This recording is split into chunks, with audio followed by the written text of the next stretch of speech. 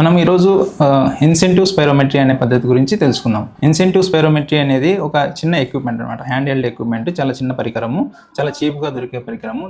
దానివల్ల చాలా లాభాలు ఉన్నాయి మనకు. ఇన్సెంటివ్ స్పైరోమెట్రీ యూజువల్గా మనము ఎవరికి అడ్వైస్ చేస్తామంటే, కొంతమంది పేషెంట్స్ ఇళ్లలో చాలా మినిమల్ యాక్టివిటీతో ఉంటారు, బెడ్ రిడన్ అయి ఉంటారు చాలా రోజుల నుంచి. ఆ తర్వాత కొన్ని సర్జరీస్కు చాలా టైం పడుతుంది ఒక్కోసారి. సో అనస్థీషియా చాలాసేపు ఇవ్వాల్సి ఉంటుంది. అప్పుడు వాళ్ళకి ఏంటంటే లంగ్స్ కెపాసిటీ కొద్దిగా తగ్గిపోయే అవకాశం ఉంటుంది.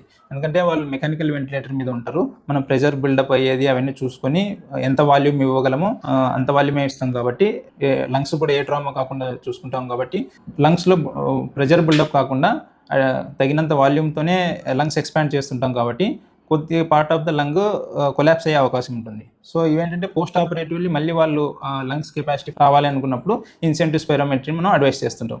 ఇది చాలా ఈజీ మెథడ్, కానీ దాన్ని చేసే పద్ధతి మనము డాక్టర్ చూపించిన విధంగానే చేయాల్సి ఉంటుంది అన్నమాట.